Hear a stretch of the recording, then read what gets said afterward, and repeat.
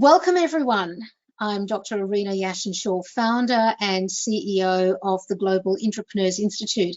And I want to say a huge thank you to all of you for joining us for our fundraiser called Intraprenerus for India. And in this endeavour, we at GII are really proud to have partnered with the Pollinate Group, which is a registered charity working in India and Nepal, empowering and equipping and supporting vulnerable women in the world's most neglected communities to lead them out of poverty. So I would encourage everyone who's joined us and listening to the recording later to visit the website www.pollinategroup.org to find out more about the remarkable work that they are doing on the ground there in India and Nepal. And then also check out www.gii.institute to find out more about the work of the Global Intraprenerus Institute. Now, this fundraising webinar focuses on the importance of social impact projects and how we can all be part of the solution. And more specifically, we'll be getting some insights into the situation on the ground right now in relation to the COVID crisis, in particular in the way that it's impacting vulnerable women, many of whom have lost their income due to COVID. Now, as we hear from our wonderful speakers in a moment, could I encourage you all to post your questions and comments into the question box, and I will be moderating as appropriate. And we may be able to do some Q&A as we go through rather than waiting right to the end of the presentation. And we would absolutely love to have your input in all of that. Okay. Now, our opening speaker is Sujatha Ramani, beaming in from Bangalore. Now, Sujatha is the CEO of Pollinate Group, which is a registered charity operating in India and Nepal, empowering vulnerable women to be entrepreneurs so they can support their families. She joined Pollinate in 2019 and brought with her over 28 years of corporate and entrepreneurial experience.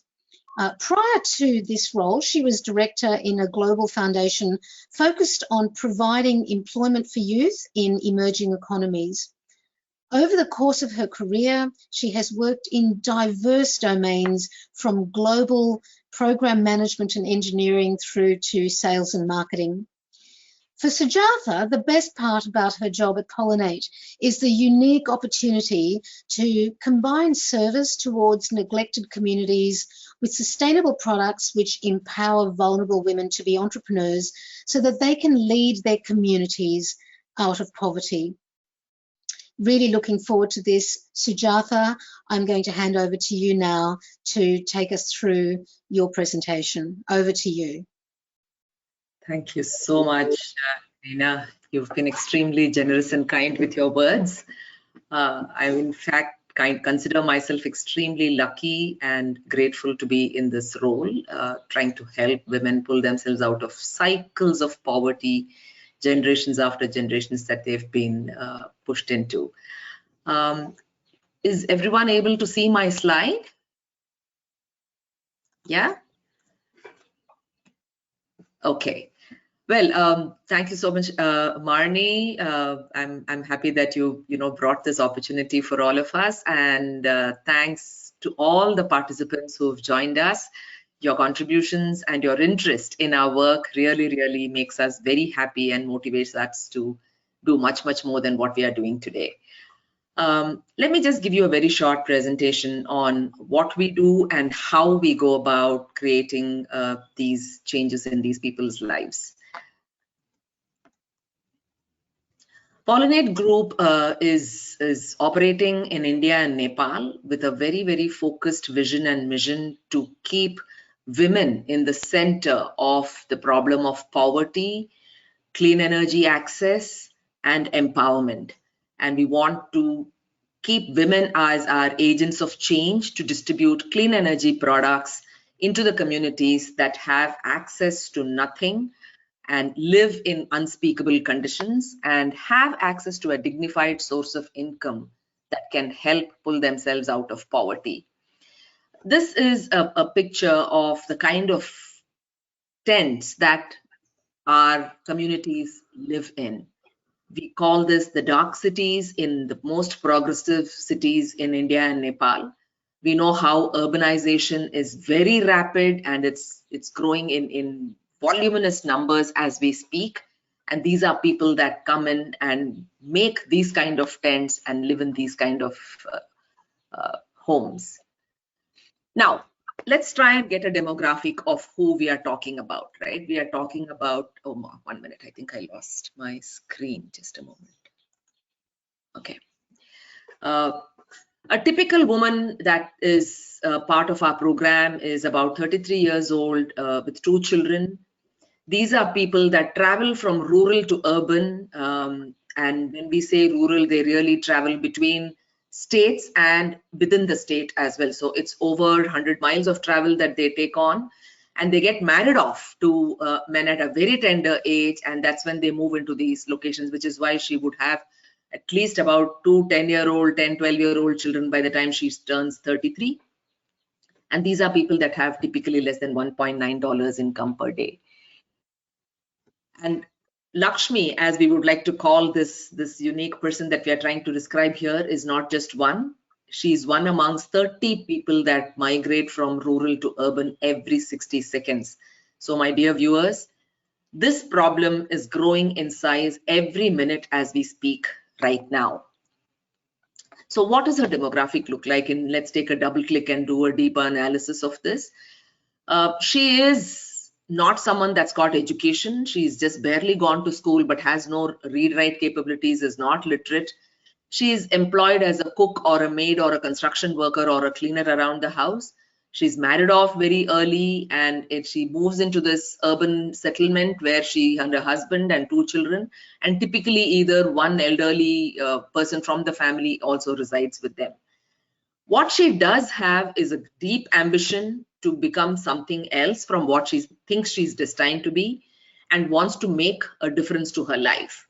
Now that's who she is. If you look at all that's around her, she lives in a peri-urban slum and she has no access to anything on the grid, which is water, electricity, sewage, sanitation.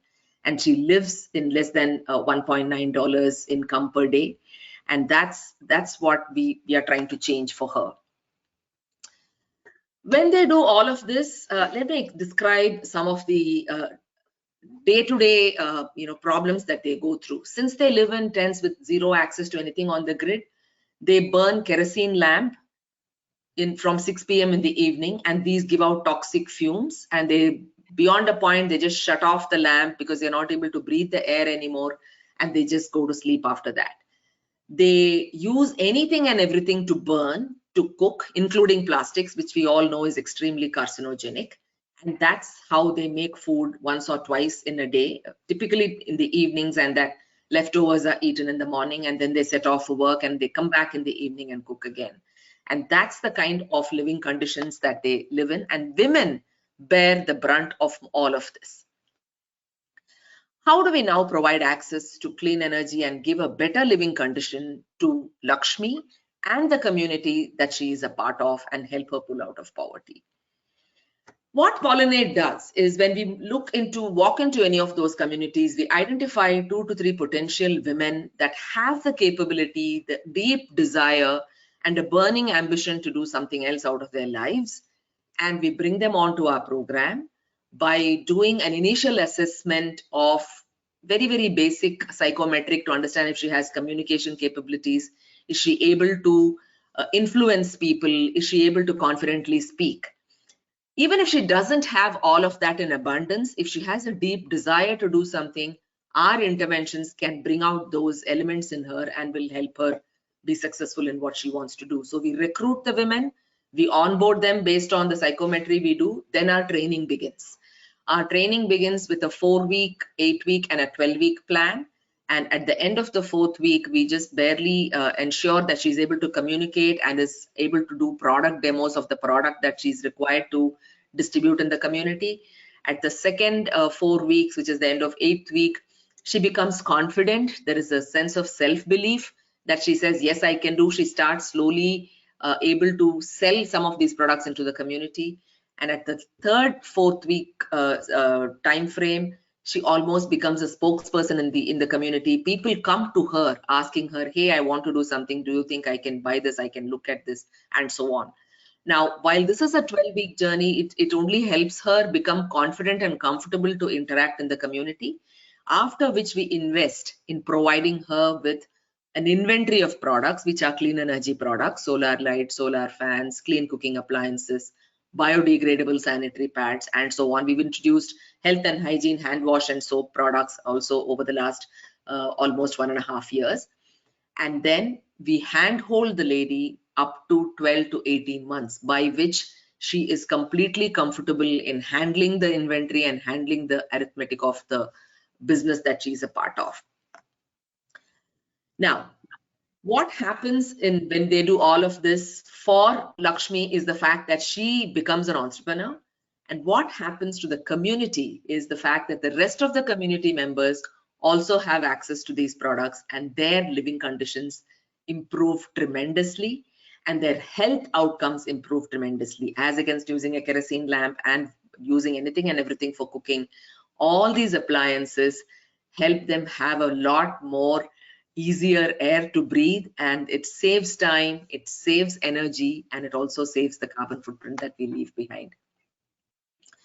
So, like I mentioned, her self-confidence becomes the biggest thing that she achieves as she's part of this journey. And that's what we'd like. Again, I lost my slide. One moment. Why does it happen? One moment, please. Yeah. And that's what she gains as she becomes an entrepreneur through our program, right? This is the transformation that we want to see. Now, I just want to pause at this point in time. We are speaking a lot about how the living conditions improve, how there are health outcomes, and so on. I just want to take out two distinct transformations we are talking of here. One is the belief, the self-confidence that Lakshmi gains as a person. And the second is the transformation of all the community members because they have access to the products that Lakshmi distributes into them. So the impact that we are talking of is so multifold.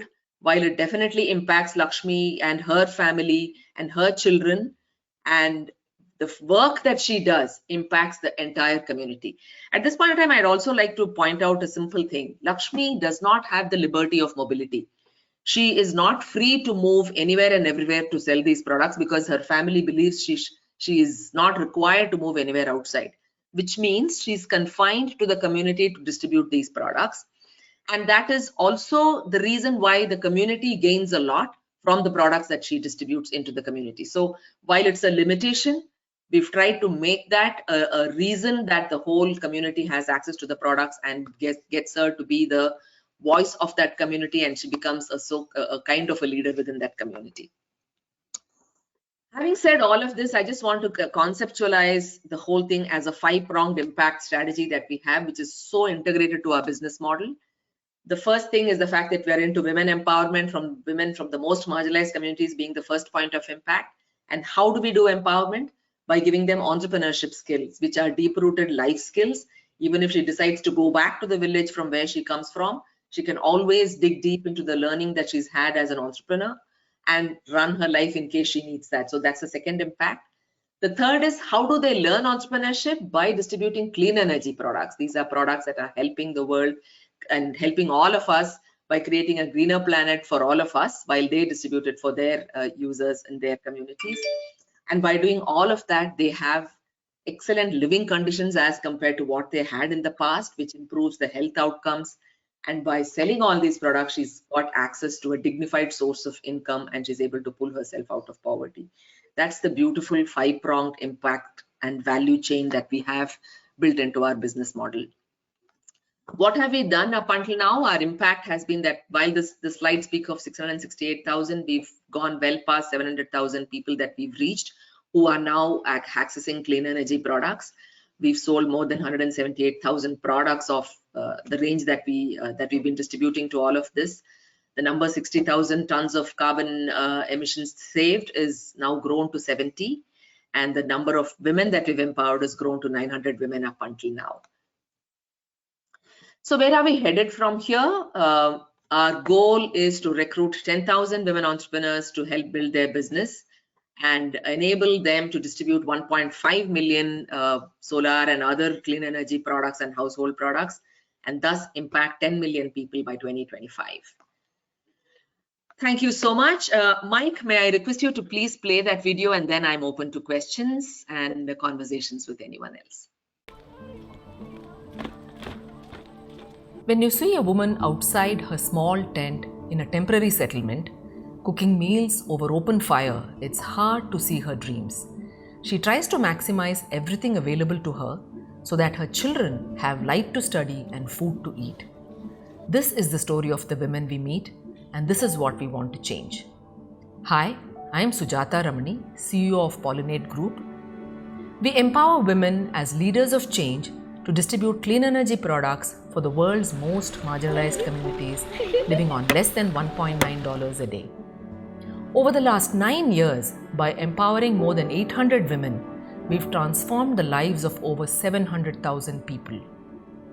First, Pollinate identifies motivated and ambitious women leaders from the communities, regardless of their literacy or education levels. Then, we provide them with entrepreneurial skills, support, and training over 12 to 18 months to become economically independent in the future. Next, we make clean energy products accessible to each woman's community through flexible payment plans. These products immediately transform the living conditions of everyone around her. She saves time by using clean cooking appliances. Solar lights help her children study longer, and a solar fan keeps pests and rodents away, improving health outcomes. So far, by replacing kerosene for fuel with clean energy products, our women leaders have helped their communities reduce over 90,000 tons of carbon emissions and save over $23 million. But we cannot stop here. We are committed to transforming the lives of communities that nobody else serves. By empowering 10,000 women, we aim to reach 10 million people through 1.5 million clean energy products in the next 5 years. Our objective is to reach every woman in India and Nepal and help her leave poverty behind. What a remarkable presentation. Thank you for sharing that with us, Sujata. We do actually have a couple of questions, and they've come from two different sources. Both Gaurav and Malini have asked a very similar question. So I'm just going to roll them into one, which is around the cost and the affordability of these products. So Gaurav asked, are these clean energy products provided to women free of cost? Also, can the community members afford these products?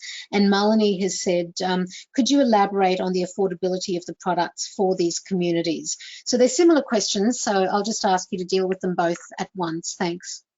Sure, thanks.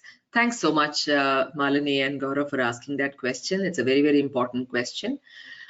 These product price ranges between 2,000 rupees to 5,000 rupees, depending on its single lumen versus 3 to 4 bulbs. Recent products include mobile charging and other capabilities as well. We are also looking at introducing screens along with this, because the children that are out of school, if they have access to some screens, they can have some educational content going along with that. That's one of our future products, not too far away, very soon in the future. The price ranges between 1,000 to 2,000 to 4,000 rupees, which is the bandwidth of the type of number of bulbs that they will have access to. And these products are sold by these women entrepreneurs to them, and they have flexible payment plans where, since they're all weekly waged people, they pay a few hundred rupees every week, and that's how they repay the product price when they buy from her. We do not give anything free. That's the fundamental concept of having a business model around it. The products are given only free of interest charges. We invest in the inventory. We give it to her at no cost of inventory. She is required to sell, make the margins, and pay back the cost price to us. And our agents help manage the inventory, help do the product demos to help her sell the inventory as well. So that's why this model is very unique. I personally am not a great fan of giving anything free away, because you're not teaching anything long term when you're distributing products for free. In this model, there is ownership, there is skin in the game, and there is continuity of having learned the skill of entrepreneurship by practicing it with the products that we sell. The key difference what Pollinate does is the fact that we don't charge any interest on the inventory. Our goal is not to make a business out of this. Our goal is to keep working with many more women entrepreneurs and create more women entrepreneurs. That's our goal. Wonderful. That's remarkable. I love that whole concept of teaching entrepreneurship through the context of getting them to practice it, you know, rather than giving them products for free. And Audrey would like to know then, as a follow-up question to what you've just said, is can you tell us about the increase in their income after the participation in the program, and what sort of financial impact and potential that has? Well, that's a wonderful question. That's exactly what our impact metric is. When a woman joins our program, she anyway is working as a local laborer, goes to a local, if you see the community pictures that you just saw in the video that you just saw, there are tall high rises around behind her. So she typically goes there and becomes a cleaner or a helper in any of those buildings, or she joins her husband in the construction job that he goes for.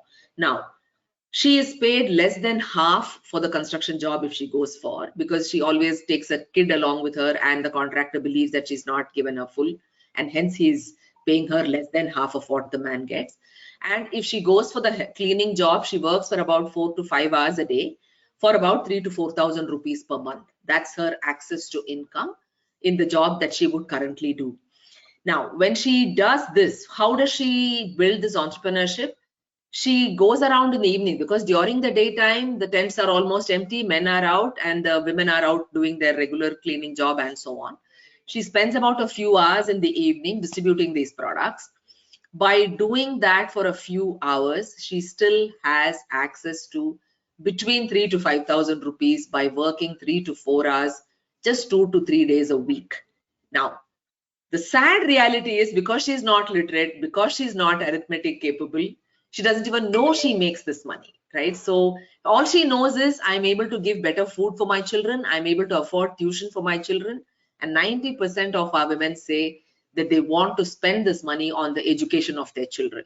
So one is, hopeful that the next generation will definitely get better quality of education and they'll be definitely pulling themselves out of poverty. At the same time, we now created an app which will show a dashboard to her saying this is the amount of money she's earned, and she's able to commit herself into this journey of becoming an entrepreneur on a longer period of time and devoting more time in a week to be able to distribute these products around her. That's such a very insightful question, because that's one of our challenges as well, because she's not able to figure out how much money she makes. She doesn't take this seriously. Her family doesn't take this seriously. Let me describe some of a real, women entrepreneurs' challenges here. Since she has no control of what she's doing, if there is a village festival, some of the good happenings, right, or harvest season, she's simply shipped back to the village, say, go help folks out there. Similarly, if someone is unwell in the village, if there is something untoward happening in the village and they need an extra pair of hands, she is simply shipped out of the village. Now, we lose our engagement with the women because she does not have the right to stand up and say, no, I'm doing this, I cannot go, right? So we realized these challenges that she's facing, and we've now involved the whole family into the whole process of recruitment and onboarding, where they realize that she's bringing in a significant amount of income for the wellness of the family. And now we are able to see that kind of movement becoming lesser. And an additional thing that we've also put is to ask the woman what is that one thing she wants to achieve with the money she earns here, the additional income that she will earn here. 90%, like I said, definitely say that they want to educate their children. There are a few that say, I want to build a house in my village. There are a few that say, I'm supporting my siblings' education into college and so on. So they have a definitive goal for a significant period of time within which they will achieve that. And that keeps them on track, sensing the fact that this amount of money that I'm earning is going to be yielding this outcome for me. So we are seeing significant increase in their commitment to the program. The commitment to the program is not just because they have no, family support. It's also their own self-belief. They see everyone around them being in the same condition. So what makes them believe that something else will happen to them, right? So we constantly work on their ability to build confidence and build self-belief, thus helping them commit more time and thus earn a lot more from this and slowly bring down the dependency on labor-related work and move in this direction. Wonderful. Thank you for that really very detailed answer to Audrey. Adam also has a question. He says, the program is an active example of the way in which to meet a number of the United Nations 17 Sustainable Development Goals. How does Pollinate fund the program? Given the outcomes it achieves, it would seem that it would be possible to attract funding from organisations such as the Asian Development Bank.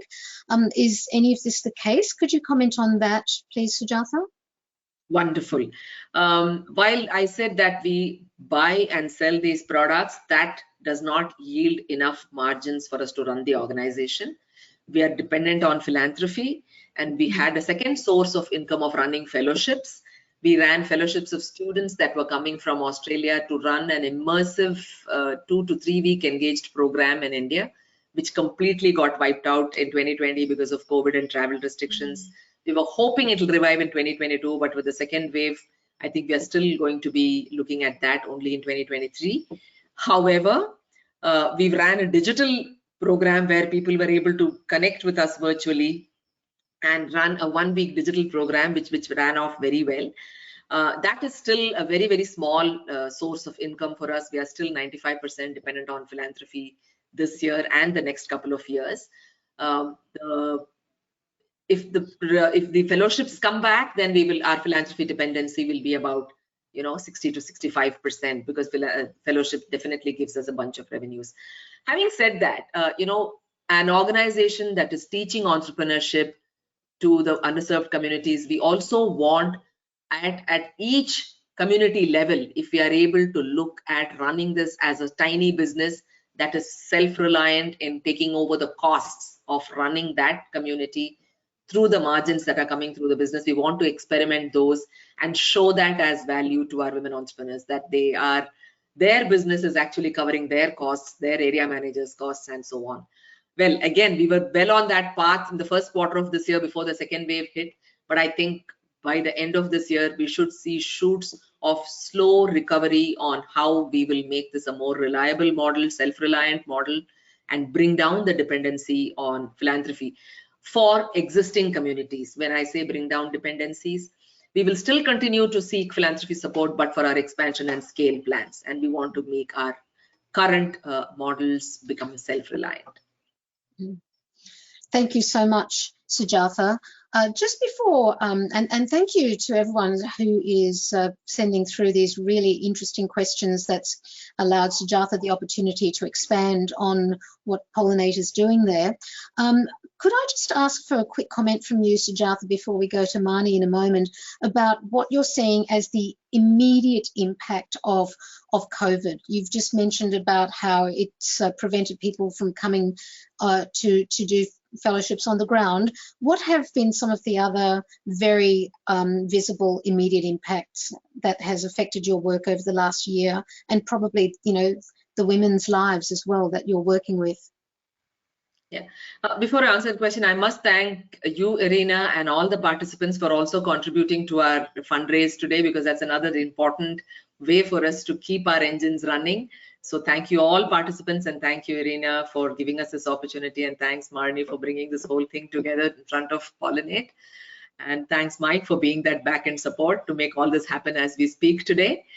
Well, yes, COVID, that's a very interesting question, Marnie. When it hit us last year and we saw this unfolding in the rest of the world, in February, we started including health and hygiene and social distancing training content to our women entrepreneurs at that time.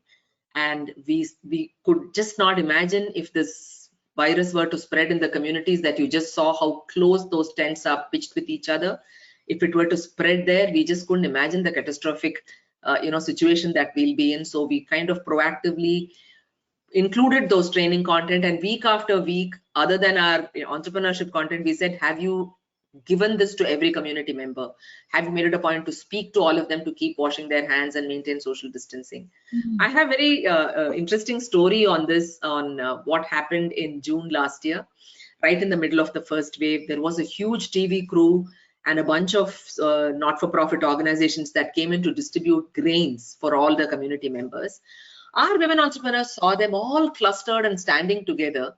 And she said, you guys should be standing at least 2 meters apart. Why are you all clustering yourself? And why am I not seeing masks on most of you?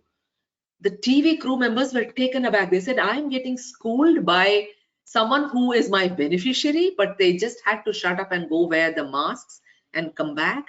And she said, I will bring my community members all socially distant 1 to 2 meters apart, and you please leave them here. They will come and pick it up from here.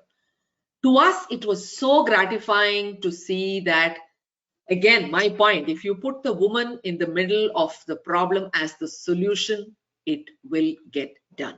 So it's such an amazing experience that we had. And well, what also hit us back at that point in time was our ability to be in front of them, right? Because we had to take care of our employees' security and safety, and we pulled all our field activities in. None of our field members were actively working in the field, which meant access to products became a challenge, which meant our training interventions became a challenge. So as the whole world spoke of low-touch engagement, we also adopted the low-touch engagement of identifying a distribution partner that would wear the PPE equipment and could give those products following all the protocols. So that was something that we started off last year. We also moved to the digital way of learning. We created our own learning management system and moved all the training content to a digital platform. Never did I realize that I may have to use it so soon, come the second wave, that it would give us an opportunity to fully test it at a 100% digital model, which is unfortunate, but it is still testing the ability of these two new processes that we put in place. This time around, unlike the last time, there was no mass migration of women going back to rural. Our communities are still here.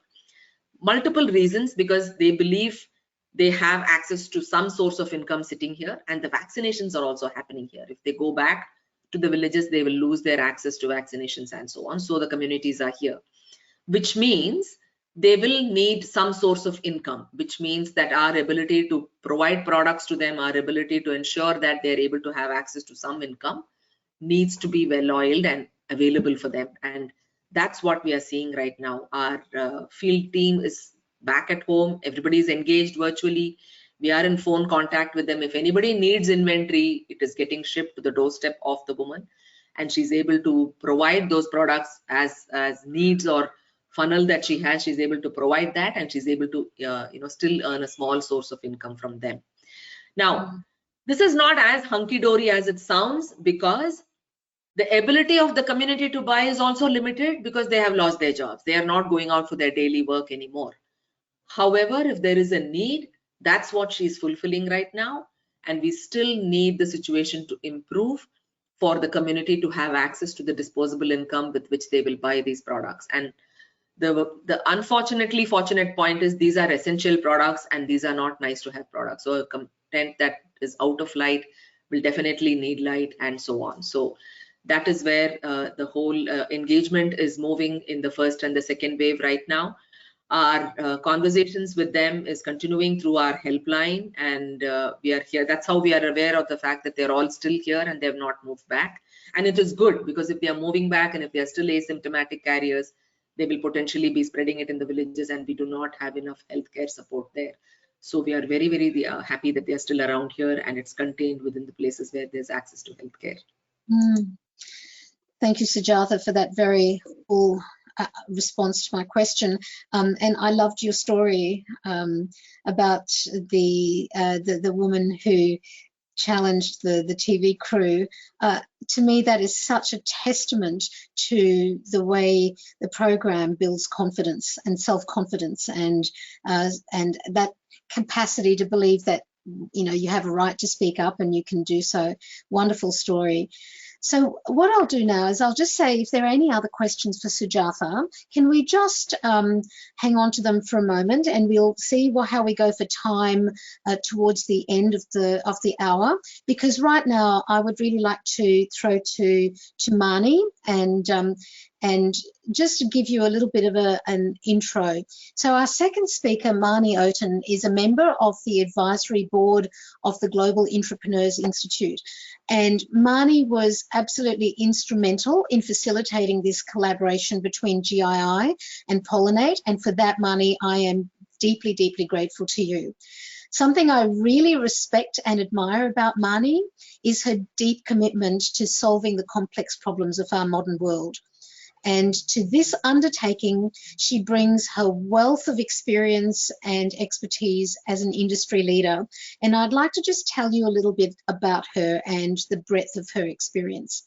So, she has a remarkable string of professional achievements.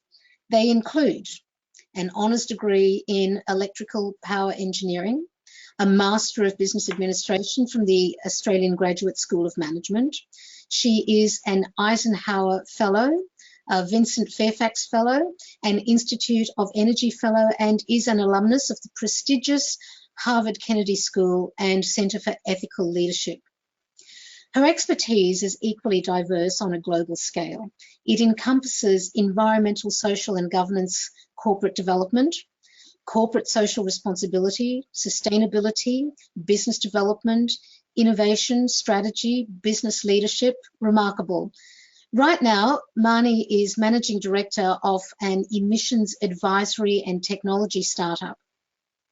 She advocates for engineering professions, for ethical leadership, for intrapreneurship, which we know only too well, for diversity. And she also advocates for Australia as an energy exporter, also for nation-building skills development in Papua New Guinea and climate change research in the Southern Ocean and Antarctica. I wonder when she sleeps.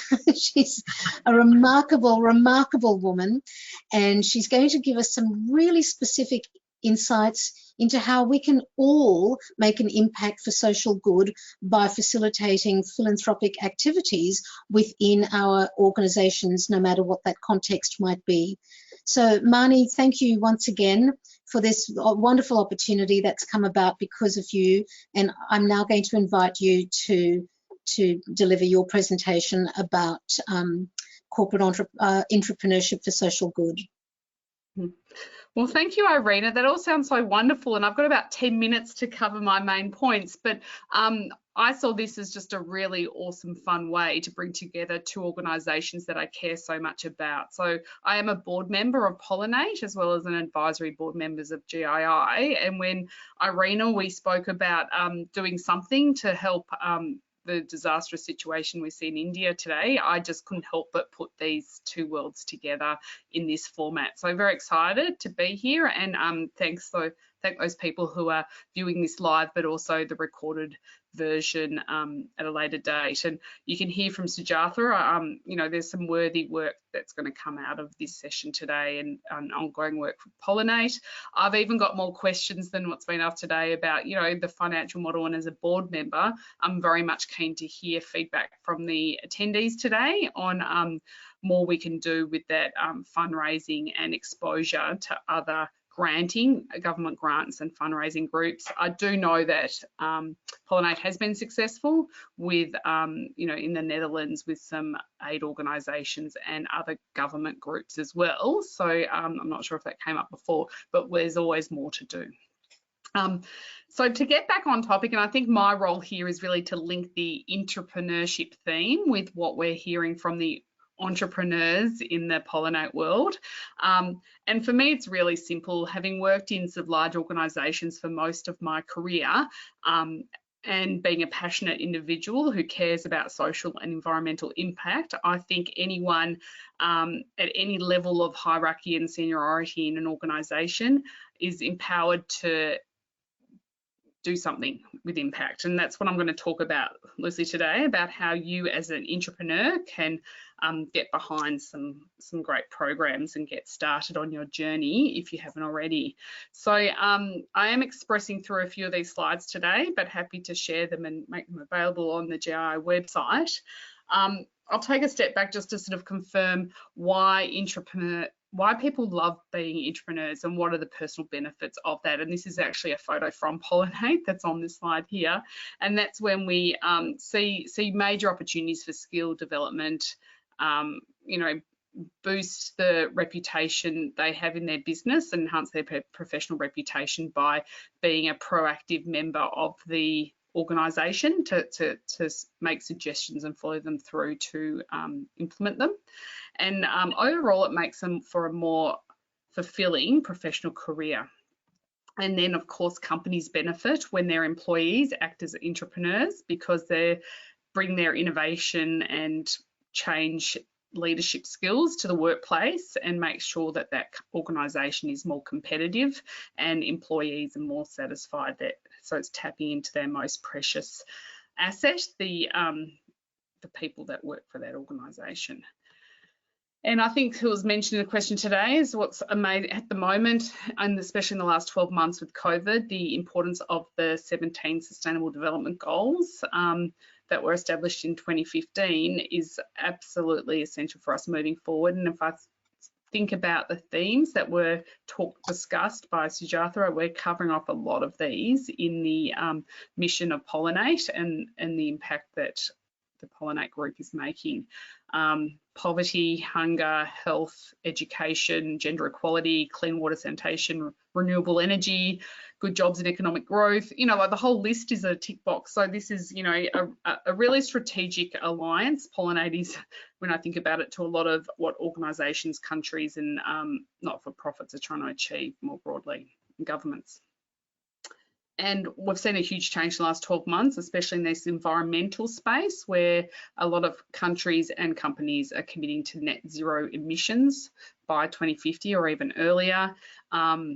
And so this is where it's great for an individual within an organisation, and maybe those on the call today can connect the dots between, hey, if as an organisation we've got a commitment to net zero emissions, maybe I'll bring a not-for-profit in and do a fundraising campaign or run an exposure to sort of introduce people to what's going on in India and these communities who are also trying to reduce the CO2 emissions in their direct environment for better health outcomes, and see that as a connection and get behind a program that sort of bridges the corporate connection and mission with what's going on that we can see on the ground.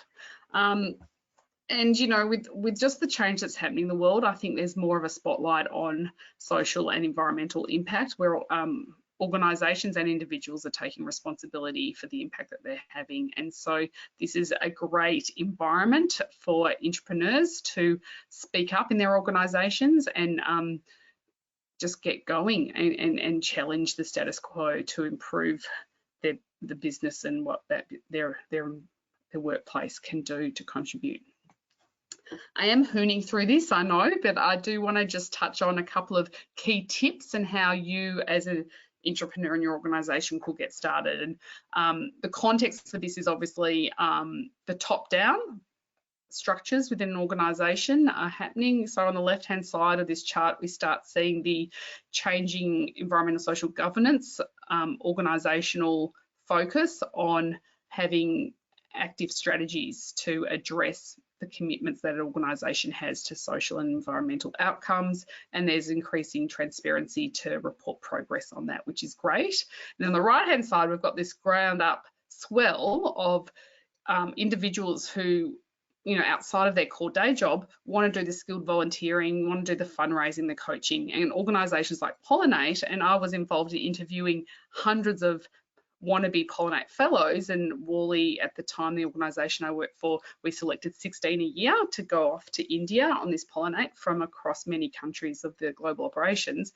It was like a real thrilling experience to be part of that because there was just so much appetite for the individuals to get involved. So you've got that willingness of the workforce to get involved and giving them permission. You know, it only needs a light touch of saying, you know, as long as it's aligning with what we're trying to achieve with the company, we will give you permission to perform the skilled volunteering, run fundraising, giving circles and the like. And that's the sort of perfect storm for intrapreneurs to get started. And that's where I was going to take it a step forward and give you some ideas if you're not already on this pathway, what you could do. It's really about translating your ideas and passions into action. And my starting point today, because we've been hearing about Pollinate, and I can, if you reach out to me personally, I can give you all the information you need to start off a giving circle for an organisation like Pollinate, where you can basically show that video, have an information lunch and learn, have a webinar, and explain to people how they can make a difference with fundraising. I've always been a fan of where people can personally donate their time and get involved and have a personal experience with the organisation. And on Pollinate's website, there's opportunities to have Sujatha to come speak to your colleagues, or other members of the Pollinate team might be able to do that to help bring that to life, and even speak directly to some of the you know, those women in the communities. And it's something that we're trying to do more of at Pollinate, and even reach out to schools as well as organisations in that way. So, you know, another idea is to set up an employee network, get together and confirm a group of organisations and activities that you can do that provide an opportunity for that social impact. And most, the tip is to sort of reach out to organisations you've got a personal connection with that you can make a difference to. There's obviously a lot you can do around diversity events, volunteer days, innovation hackathons, and immersive experiences like these fellowships with Pollinate, where you go off to a community for a few weeks and actually help the entrepreneurs, you know, get organised in their business and help them on their journey. So look, that's just a bit of a snapshot of what I was thinking, and I'm going to wrap up with just the final message, which is, you know, be brave and back yourself. You've got nothing to lose. You actually don't need a lot of additional resources within an organisational context to set up these networks, communication tools, and get something going. You can start with just a few simple ideas and bring together some colleagues. It's fairly easy to get approval if you have done your homework and put together a bit of a sort of business case of what's required, and try and minimise the effort and cost of an organisation in order to maximise the return on a little bit of focus and effort. And it's really about empowering others around you to sort of come on the journey with you. So happy to speak more offline, one-on-one, if anyone's interested on this. Is my favourite topic.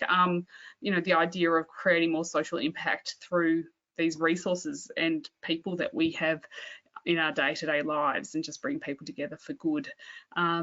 So that's it from me today. I'm happy to answer any questions. I'll throw it out to the floor for Irina, Sujatha and myself to address any further questions that people have. Wonderful. Marnie, thanks so much. I will throw it open to our audience now if there are any questions for either of our speakers today, to type them into the chat box. We literally do only have a very few minutes left, but we would love to still take a couple more questions. Now, while you're typing those questions into the chat box, could I also just let you know that Marnie and Sujatha are on LinkedIn. So Marnie has kindly made the invitation to you to reach out to her specifically. So if you'd like to connect with her on LinkedIn, then by all means, that would be a great way to do it. And Sujatha also is on LinkedIn. So Sujatha, is that okay if people connect with you on LinkedIn as well? Yeah, perfect. All right. So we have a question from Adam. He says, as we know, accountants, CFOs have an issue in translating the spend on social initiatives. It's very hard to show on the balance sheet. How has Worley managed the social return on investment? So that's a really interesting question for you, Marnie.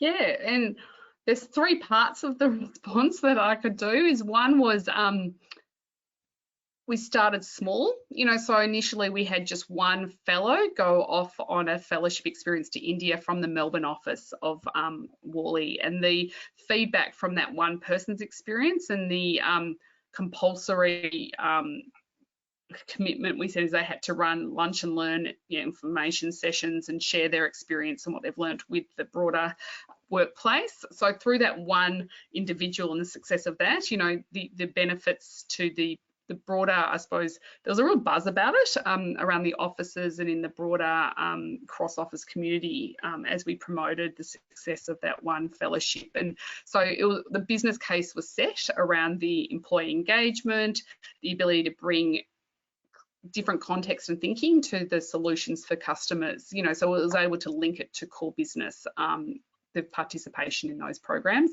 So that was their sort of one key ingredient was to start small. The other one was around picking the right organisation and cost benefit to do. So the actual cost of the Pollinate Fellowship was, compared to other programs, it was actually quite realistic, and it required the individual who was going on the fellowship to take annual leave. So the overall cost was a few $1,000s type of program per person, as opposed to sort of much more than that. And it was a joint commitment by the individual and the organisation. So there was that real commitment to making it successful. So that was, picking the right organisation to partner with matters. And the third thing I'll say is you do need to have back office structures in place that are supported from the top down in an organisation. And I was lucky enough at Worley, I was given permission to set up a company foundation, the Worley Foundation, which primary purpose was to enable skilled volunteering experiences for social impact. And so it was through that vehicle that we're able to take it from a one office, one person experience to something that was obviously at a greater scale and expense, and that sat in the company's foundation because it ticked off all the strategic alignment boxes that it needed to pass the test and get the approval at that level. But once it was then, it's now been going on for over 6 years, and I know recently Worley's been supporting Pollinate beyond the fellowship program with financial support. So a couple of things need to line up there, but when it works, it's a real beautiful thing. Thanks very much, Marnie. That was a great question, Adam. Thank you so much for bringing that forward. Marlene has said that she has really found both of these presentations incredibly informative and very inspiring, and so thank you very much to both of you. So I think with that we might start wrapping up because we are almost at time. So let me just say to everyone who has joined us, thank you so much. Your registration fee will be going completely to help Pollinate with their very, very worthy actions and activities on the ground in India and Nepal. And I want to say especially a huge thank you to our two remarkable speakers, Marnie and Sujatha. And Sujatha, I'm sure all of us here, both at the Institute and all of the attendees here, wish you very, very well, because you are really in the front lines with your work. And so I think all of us will be saying to ourselves, please stay safe so that you can continue your important mission. So take care. We know things are very difficult there at the moment, so we wish you well with that. And I'm personally looking forward to many more conversations with you, and I look forward to a longer collaboration with Pollinate through GII. Let me also just say a huge thank you to Mike, who is our Chief Technology Officer at GII, and he's been taking care of the technology behind the scenes so that we can just completely focus on the presentations today. I will let you know that the recording will soon be available, and it'll be sent to everyone who has registered. So we'll be looking at how we can continue to continue the fundraising after the event. And that's something else that someone's just also raised. Will there be an opportunity to give after the webinar? Yes, we'll be looking into how we can continue this indeed. So that said, thank you, ladies. Thank you, Pollinate. Thank you, Marnie, for your role in bringing us together. And I would like to thank all of you finally for joining us, and look forward to seeing the recording. Bye for now, everyone. Thank you so much. Deeply grateful for this opportunity.